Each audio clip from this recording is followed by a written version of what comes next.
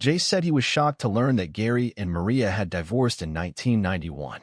He had handled her divorce from James Wilkins himself and was certain Maria had only been married to James briefly. "I must have mixed things up in my mind," Jace said. "So, she was with you before she left James?" Jacob asked. "No," Jace answered. "They divorced in 1997. I met her 2 years later in 1999, and we started dating." Joshua and Jacob then shared what they remembered about their parents' marriage, how happy their family seemed, and how they had believed everything was going well.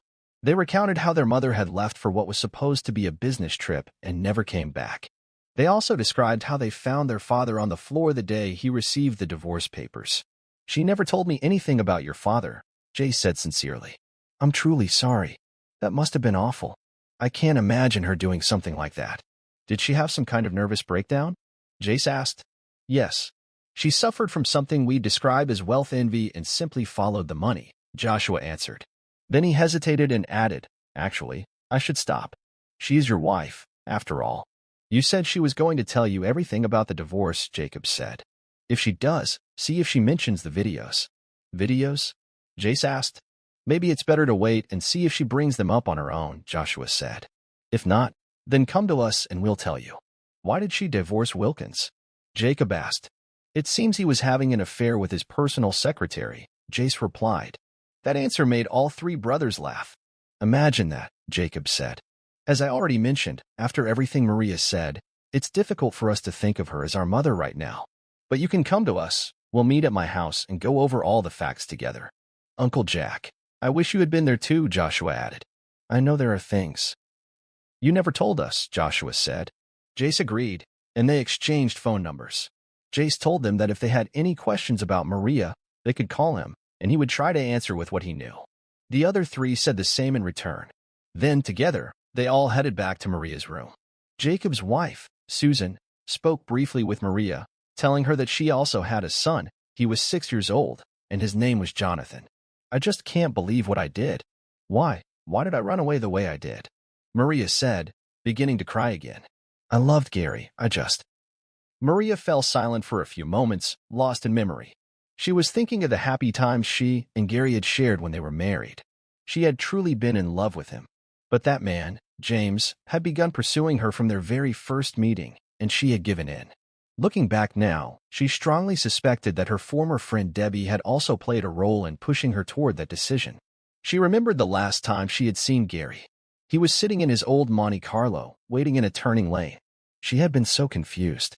At first, she wanted to show him her new Corvette, to show him what he had lost by not working harder to fulfill her desires.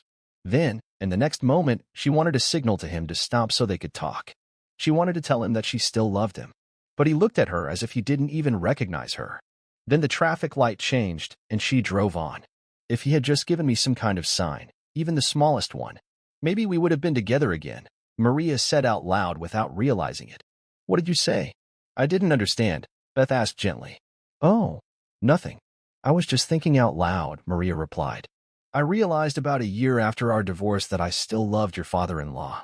But then, one day, I saw him, and he looked at me like he didn't know who I was. I thought maybe he had moved on, and I was so ashamed of what I had done. Her voice trailed off. Maria looked down at the floor as tears continued to fall. Beth and Susan came over and hugged her to comfort her. "Last night, I saw him in a dream," Maria whispered. "And this morning, I realized I still love him. But now, it's too late." At that moment, Jace and the others returned to the room and saw Maria visibly upset. "Has she been like this the whole time we were gone?" Jace asked quietly. Beth approached and whispered, "No, only in the last few minutes. She told us she dreamed about Gary last night, and then she came here and found out he's no longer here." Looking at his watch, Jace whispered back, "Yes, I know about her dream. She has an appointment with Dr. Spencer at 4 o'clock today. It's almost 2:30. We need to leave soon to make it on time." He walked up to Maria, gently took her hands, and told her that they had to leave for the appointment. Maria stood up, hugged her 2 grandchildren, and told Susan that she looked forward to meeting her other grandson, Jonathan, soon. She thanked Beth and Susan, saying it was a pleasure to meet them. Then she turned to her 2 sons. "I would love to hug you both, but I'm not sure you want that right now. And I don't blame you. I just hope that one day, you can forgive me. I am truly sorry."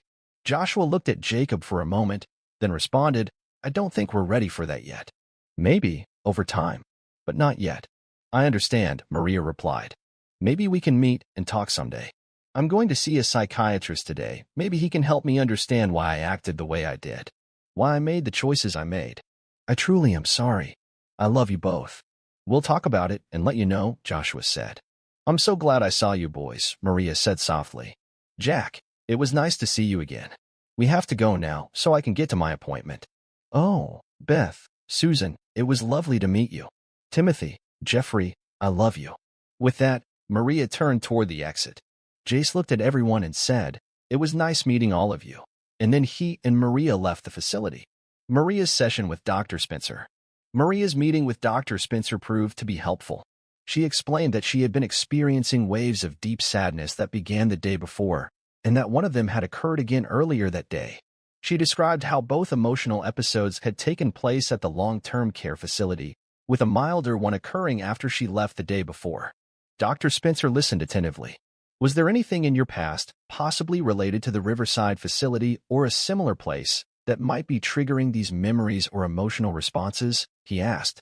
Dr. Spencer asked Maria if there was anything in her past at Riverside or another similar institution that might have triggered painful memories. No, Maria replied, but my ex-husband was there, and I didn't know it. And today, I was just a few steps away from him when he passed. She paused, her voice faltering.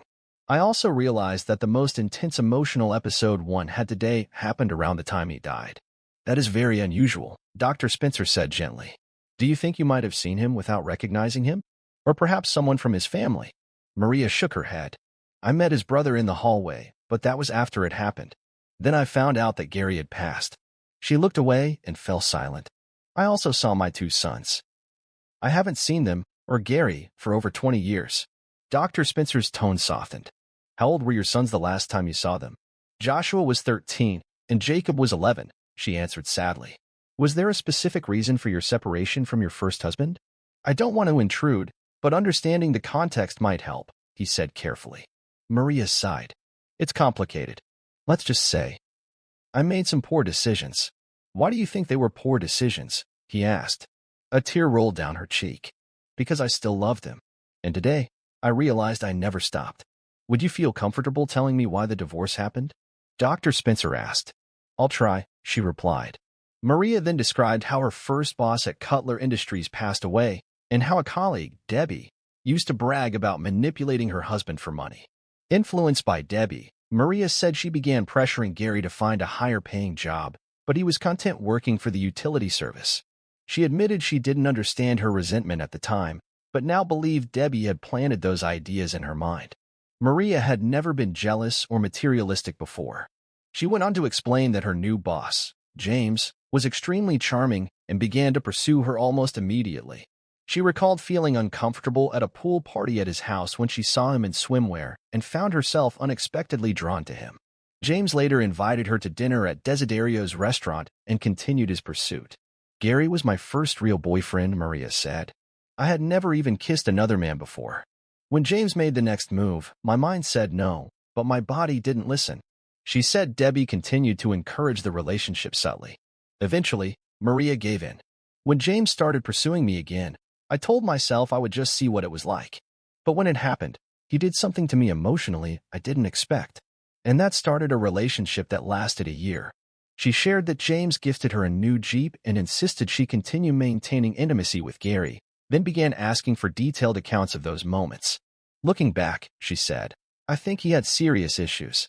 It's okay, Dr. Spencer reassured her. Please continue. Maria said James planned to take her to Paris, and she eventually made the decision to leave Gary and her children for him. I felt like a queen, she said. He had a luxurious home, and I thought I was in love with him. But now, I realize I was in love with the lifestyle, not him. She paused before admitting, I left Gary and my children and never looked back. Dr. Spencer sat in thoughtful silence for a moment. It seems a lot of your sadness may come from unresolved regret. The question is, why did all of this surface just yesterday? There was one episode a few years ago, Maria recalled. It was after a commercial I did with Jace first aired. When I saw myself on screen, I suddenly ran to the bedroom and cried uncontrollably. I didn't even understand why. She admitted there were things she had done while married to James that she deeply regretted, things that many people in her hometown knew about. "That's why I moved to Columbus," she said. "Are you ready to talk about those things? Or would you rather keep them private?" "Sometimes that secrecy becomes part of the problem too," Dr. Spencer said. Maria hesitated, then shared a painful truth. James had manipulated her into forming relationships with other men. She later discovered he had been secretly recording those encounters and selling the footage without her knowledge. "I know I need to talk to my current husband about my unresolved feelings for Gary," she said. "But I can't let him know about those parties, about those recordings." "People sometimes act irrationally," Dr. Spencer said gently. "Their subconscious urges can drive impulsive behavior, even actions they'd never consider under normal circumstances." Maria gave a half-hearted smile.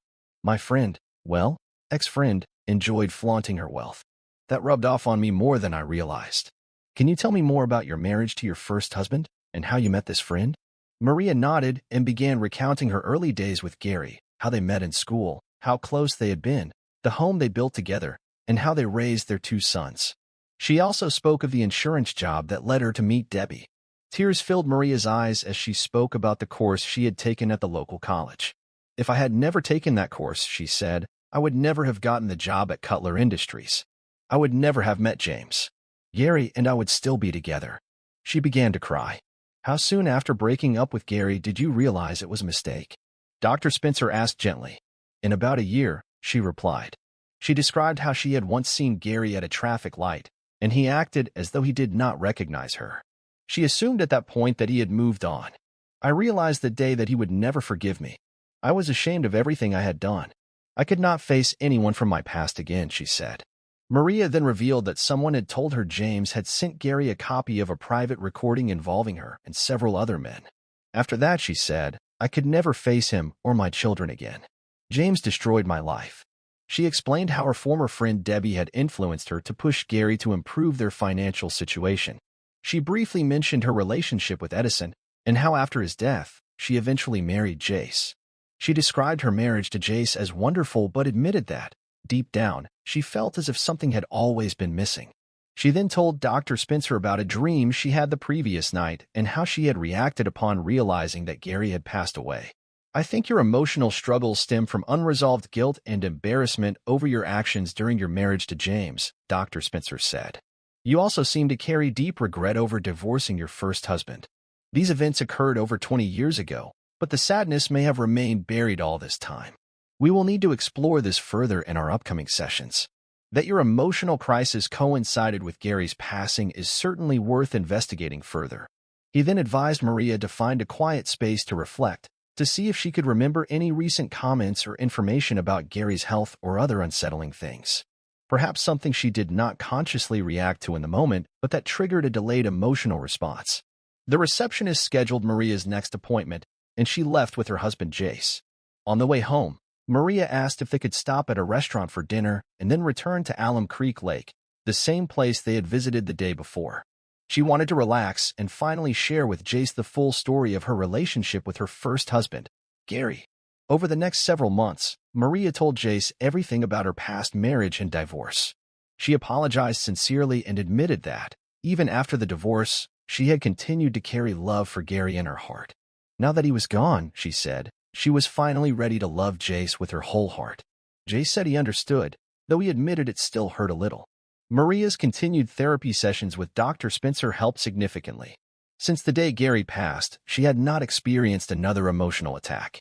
However, she still felt a deep sadness over never having had the chance to tell Gary that she still loved him. On Christmas Day, Maria and Jace were invited to a holiday dinner at the home of Joshua and his wife Beth. Maria had not stepped inside that house since she left for Paris with James more than 20 years earlier. Memories rushed back to her as she looked at her sons. She remembered kissing them goodbye before she left and how they had looked at her that day. During dinner, Maria suddenly turned toward the living room for no apparent reason, as if guided by an unexplained feeling. She quickly turned away and focused on her plate. Jacob noticed the change in her expression but said nothing. Jace noticed too. "Are you all right?" he asked quietly. "What?" "Oh, yes, I'm fine. I just remembered something from when I used to live here, that's all," she replied. But Jace knew her too well to believe it and decided to speak with her later in private. After the meal, Maria stood and addressed her sons. "I have something I want to give you," she said. "I want to share it between the two of you. It's my 1993 Corvette. I wanted to belong to my boys. The last time I saw your father, I was driving this car. He was more interested in the car than in me," she added, her voice tinged with sadness. Both sons were shocked, especially when they learned it was the special 40th anniversary model. "It has less than 10,000 miles on it," Jace added. "It's in perfect condition."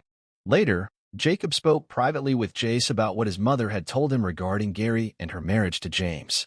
"Did she ever mention the recordings?" Jacob asked. "No, she never told me anything about that," Jace replied. "What's on them?" "Come see me after the holidays. I'll show you the one we have," Jacob said. The rest of the day went well for Maria. No one brought up the past. It was a holiday, and no one wanted to spoil the occasion with painful memories or unresolved grievances. Maria even met her other grandson, Jonathan, and received warm hugs from both of her sons before leaving. As she looked at them, she said with emotion, "I promise we'll talk soon. I'll try to explain why I acted the way I did. I know there's no excuse. I'm in therapy now, trying to understand it myself. I love you both so much." Maria looked thoughtfully at her plate. "I looked into the living room, and I could have sworn I saw Gary sitting in a chair, looking at me," she said quietly. Jace was startled. He wasn't sure if what Maria saw was a vision, a memory, or a result of the emotional stress she had endured, especially after what happened at LTC when Gary passed away. A part of him wondered if it was something more. In January, Joshua and Jacob invited Jace to Joshua's house for a conversation. They also invited Jack. The meeting was set for a Wednesday, as Jace was already in town for work and could stop by after hours. At the meeting, Jace shared everything he knew about Maria's past. He also explained who Edison was. "Wait, you're saying she lived with a man who was old enough to be her father?" Joshua asked, shocked. "More like her grandfather," Jacob added. "Hold on, Edison Franklin?" Jacob asked. "Is that the same man who donated to the park? He was worth hundreds of millions. Did he buy her that Corvette?" Joshua asked. "No," Jace said. "James Wilkins bought her the car. It was part of their divorce settlement. But Edison's family allowed her to keep it at a building they owned. That's where she is now." Joshua and Jacob looked at each other, visibly unsettled. Joshua said he couldn't wait for warmer weather to come so they could go and bring her home. The boys then opened up to Jace about their father. They believed that Gary never recovered emotionally after Maria left. Although more than 2 decades had passed, they said the sadness never lifted. He had stopped dating, withdrew from social life, and turned to alcohol. He just watched TV and drank, Joshua said. Even when Grandma brought women over to meet him, really kind, attractive women, he wasn't interested. "Yeah," Jacob added. "And when he saw that tape someone left at Grandma's house, he couldn't go to work for a week." "The tape?" Jace asked, confused. "What was on it?" Joshua disappeared briefly into the bedroom and returned with the VHS tape. "Wow," Jace said. "That's old. I thought you were talking about a DVD. Do you even have a player for this?" Joshua nodded. "Yeah, it's a VHS DVD combo." The recording was made in the early 90s, shortly after Maria left Dad and married James. "I don't understand why she agreed to do it, or what pushed her into that kind of lifestyle." Joshua inserted the tape into the player and pressed play. "We'll be in the kitchen. Let us know when you're done," he said, handing Jace the remote. Joshua, Jacob, and Jack quietly stepped out. The video began in a large room where several couples were sitting around, sharing wine and talking. The camera moved across the room and Jace recognized Maria, much younger, seated beside a man he identified as James Wilkins. He fast-forwarded, trying to understand the context, but soon realized that what followed was deeply private and inappropriate. It appeared to show adults involved in an intimate social gathering, including Maria and James. Jace was shocked, not because she was with James, whom she had later married, but because of the public and open nature of the gathering. He paused the video, disturbed. Even though it was clear that the event had taken place a long time ago and under circumstances he didn't fully understand, seeing Maria involved in such a setting affected him. Jace turned off the VCR, set the remote on the coffee table, and quietly walked into the kitchen. On the surface, Jace may have seemed like someone who had experienced many relationships. He was a very attractive man, and women were often drawn to him. But the truth was, he hadn't been deeply involved with many people. 2 women had left a lasting mark on his heart, Megan Freeman in high school and Candace Cox in college. After college, Jace went on a few dates, But none of the women he met seemed to have the traditional values he was searching for. He was already in his 40s when he first met Maria, shortly after she had filed for divorce from James. Jace felt an immediate attraction, but he chose not to act on it at the time. 2 years later, their paths crossed again. To Jace, Maria seemed kind, warm, and gentle, like the classic girl next door. After 10 years of marriage, he was convinced that this first impression had been right. Jace saw how deeply she had loved Gary, and in his eyes, she appeared to be a victim, someone misled by an older man who had drawn her away from genuine love, only to treat her unfairly.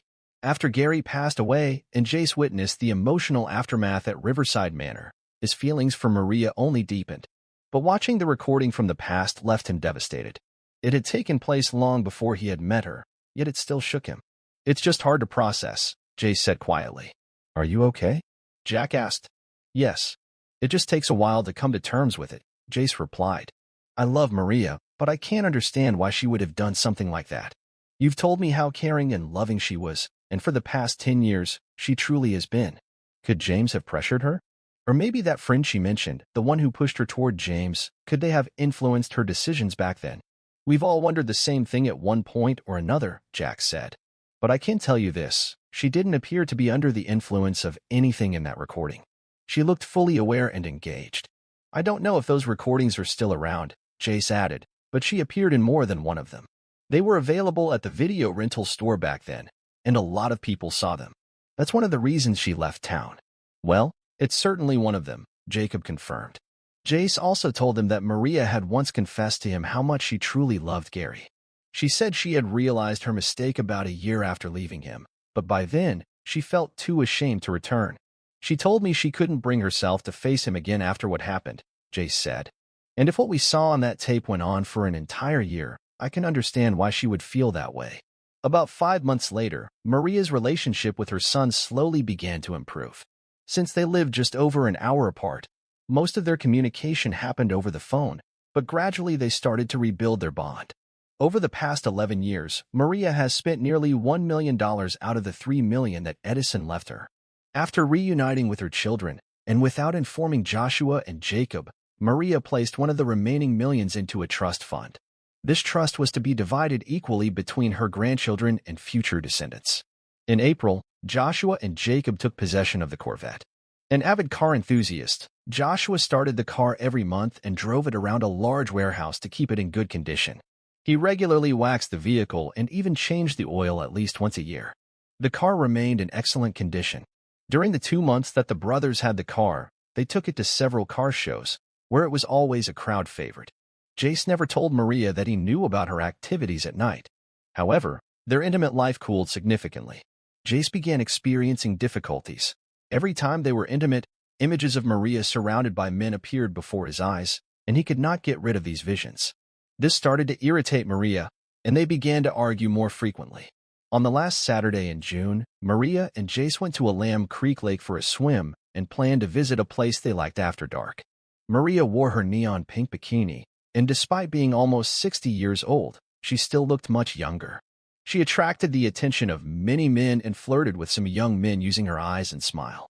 While walking along the beach with Jace, watching the fit and tanned young people, she suddenly began to notice certain details about them.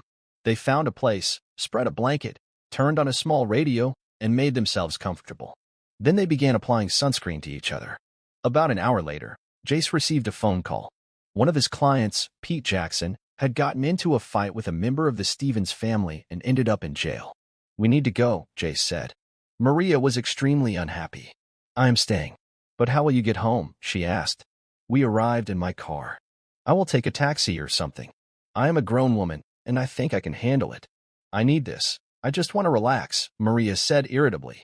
Jace gathered his things, told her he would see her at home later, and left. She did not answer him when he left.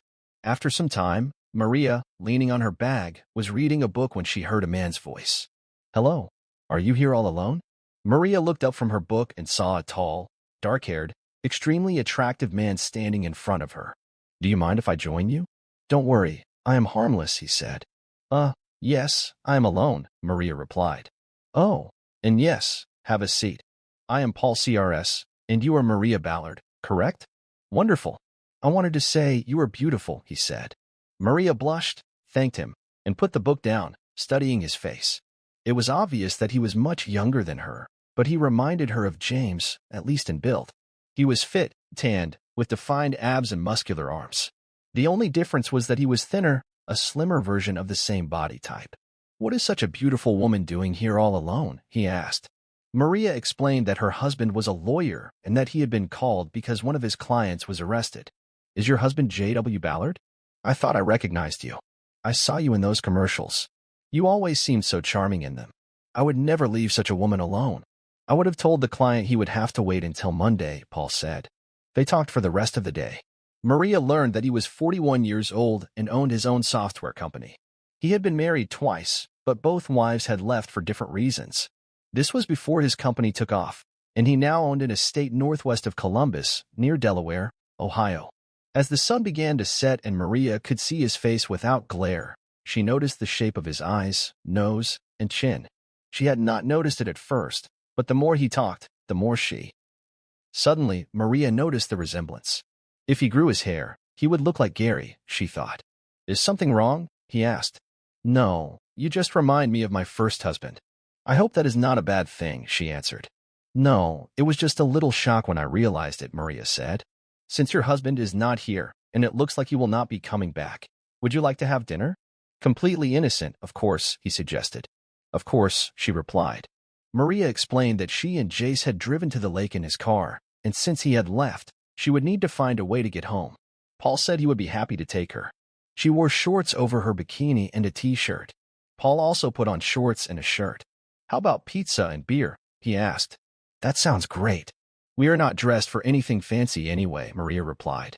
Paul drove to the restaurant called BJ's Restaurant and Brew House, located on Polaris Parkway in Columbus. They ate pizza, drank a few glasses of beer, and talked for a long time. When they left the restaurant, it was almost dark. Maria told him that she and Jace were planning a short trip to a lake in the Bald Lake area. She added how much she loved being there because it was very dark and the stars seemed incredibly bright. "Why do not we go there anyway?" she suggested. "Are you sure? I mean, do not you need to go home?" Paul asked. "Jace ran away from me this afternoon. I will come home whenever I want," she answered sharply. "I think I know the place you were talking about. I took a couple of girls there when I was in high school," he replied. "Oh, you naughty boy," Maria said dreamily. They hardly spoke on the road. When they arrived, Maria got out of the car and said, "It is still terribly stuffy in here, too hot for these shorts and top." She was left in just her bikini again, and Paul took off his shorts and t-shirt. Maria took her bag, and they walked along the path to the lake. When she got there, she took out a blanket and spread it out. "I will just lie down and admire the view. Is not this wonderful?" Maria noted. "Yes, great," he agreed, lying down next to her. Maria had planned to spend the evening with Jace, hoping it would help him get out of his depression, but he left so suddenly that it made her very angry. The more she thought about it, the more irritated she became. Finally, she turned to Paul and leaned on her elbow to look him in the eye. "What are you thinking about?" she asked. "Just nothing special, just thinking how beautiful the stars are and how amazing you look lying here," he replied. Maria hugged him. Their lips met in a long and passionate kiss. They enjoyed intimacy, gradually moving from tenderness to more obvious expressions of feeling. Having taken off their extra clothes, they completely surrendered to the moment, forgetting about everything around them. Their movements were smooth and harmonious as if they understood each other without words. Maria felt her body fill with long-forgotten warmth, and his gaze spoke of how much he enjoyed this closeness. When they were completely united, their passion reached its climax. After that, they stayed close, enjoying the moment and sharing tender touches. There were no words in their communication, but everything was clear without them. It was not just physical intimacy, but a deep connection between two people who sincerely enjoyed each other. When it was all over, they lay down for a while, then got dressed and headed back. On the way home, they hardly spoke. When they arrived at Maria's house, it was already past midnight, and only a small lamp at the entrance was burning in the house. "I am sorry if I took advantage of you," Paul said. "You did not take advantage of me. I took advantage of you, and I want to do it again. Give me your number. I will call you," she smiled. When Maria entered the house, Jace was already asleep. Maria took a shower and used an intimate product to remove any traces of their affair, then went to bed. The next morning, Jace asked why she had come home so late and who had given her a ride. She said that she had run into old friends for pizza, and they had given her a ride home. A couple of months ago, he would have believed her, but now something in her voice made him doubt her story. After the 4th of July, Maria announced to Jace that she was taking a break from work to decide whether she would continue working at all. Jace did not understand why she had suddenly decided to stay home. His experience as a divorce lawyer told him that something was wrong. A week later, Maria contacted Paul and arranged a meeting. He asked her to meet at Flint Park so she could follow him to his home in Delaware. They met on Wednesday, and Maria was impressed with his house. It was every bit as good as hers and Jace's. This time, their relationship was not rushed. They spent almost the entire day together. Paul, who was 18 years younger than Maria, captivated her with his endurance. After taking a shower and again using an intimate product, Maria returned home 20 minutes before Jace arrived and began preparing dinner. Jace knew immediately that something was wrong. She was no longer sad, but rather almost joyful. Over the next 6 weeks, Maria visited Paul 2 to 3 times a week and felt herself falling in love again. She told Jace that she had decided not to return to work in his office and that she had reconnected with her old friends whom she had met on the beach in late June. She claimed that they supposedly got together several times a week to go to shopping centers, visit restaurants, watch movies, and do other activities. In fact, all these meetings took place with Paul. Maria and Jace had not been intimate since she met Paul. All her intimate energy was now focused on this young lover who always seemed ready for closeness. Jace, for his part, noticed changes in her behavior and suspected that she had a lover.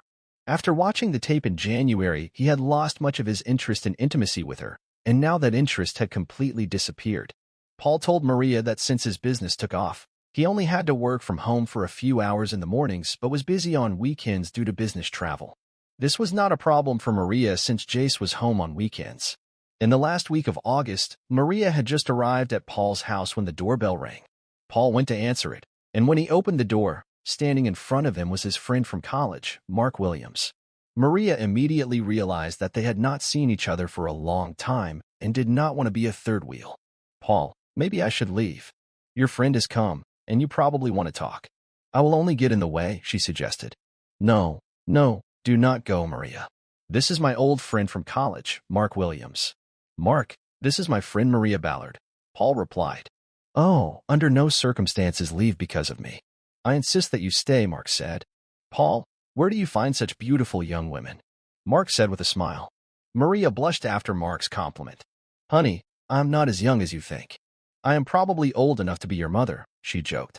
"I really doubt it. I am 42, and you cannot be more than 45, Mark answered. "Ladies usually do not tell their age, but for you, I will make an exception.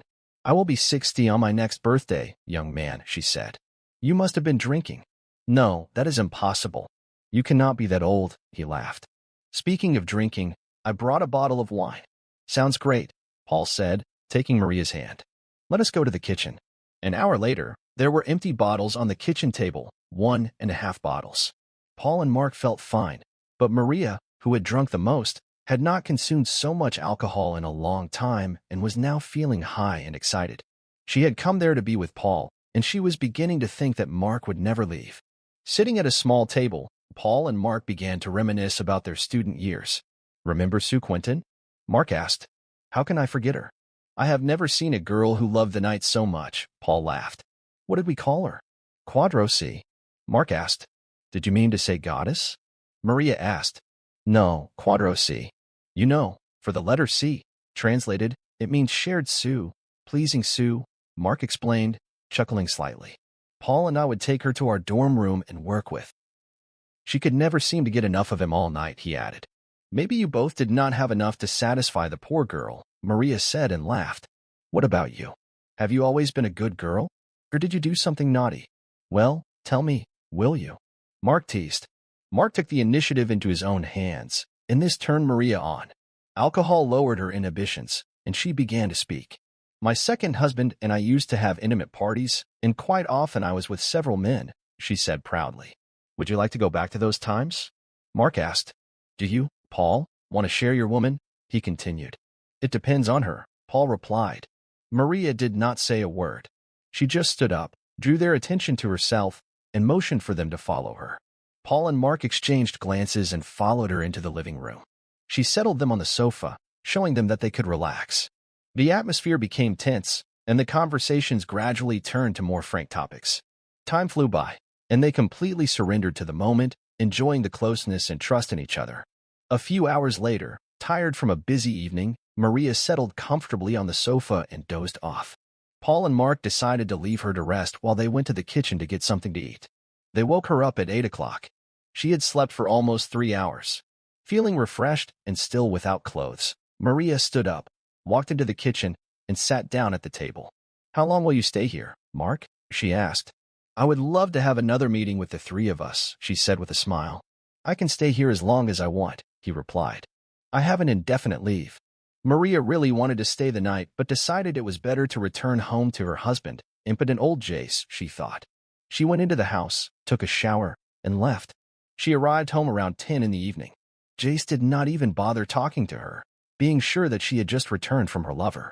He just went to bed. A few days later, Jace was driving to a meeting with a client. While driving north on North High Street, he noticed a car ahead that looked like Maria's, and she was not alone. The car moved into the left lane and turned on the signal to turn west onto Battle Avenue but stopped at a red light. Jace pulled up to the car and saw an unfamiliar man behind the wheel and another man in the front passenger seat. Maria sat in the back seat, leaning forward between the front seats, laughing as if caressing both men at the same time. Jace took out his phone, rolled down the window, and raised his hand with the phone held high to take a 30-second video of what was happening. They were so engrossed in what they were doing that they did not even notice Jace with his hand sticking out of the window. After the meeting with the client, he watched the video on his phone. What he saw broke his heart. The recording clearly showed Maria's left hand caressing the driver, and although her right hand was not visible, the movements proved that she was doing the same with the passenger. Jace canceled the rest of his appointments for the day and went home. There he called Mike Sakura, a private investigator with whom he worked on divorce cases. With a heavy heart, he explained to Mike what was happening with Maria. "Wow, I am so sorry, Jace. I never would have thought that Maria was like this. It is terrible." "I am in shock," Mike said. "Yes, okay. Just find out who they are, if they are married, where they meet.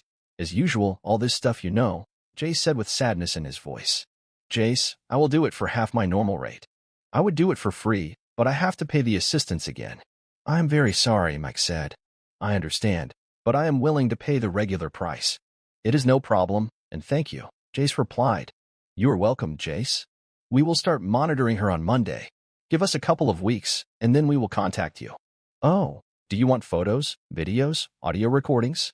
"Yes, come on, Jace," he said. "Okay, let us do it. See you later, Jace. Bye." After hanging up the phone, Jace hung his head and cried. That's the end of our first part of the story, but don't worry, there will be a second part of the story soon. See you later.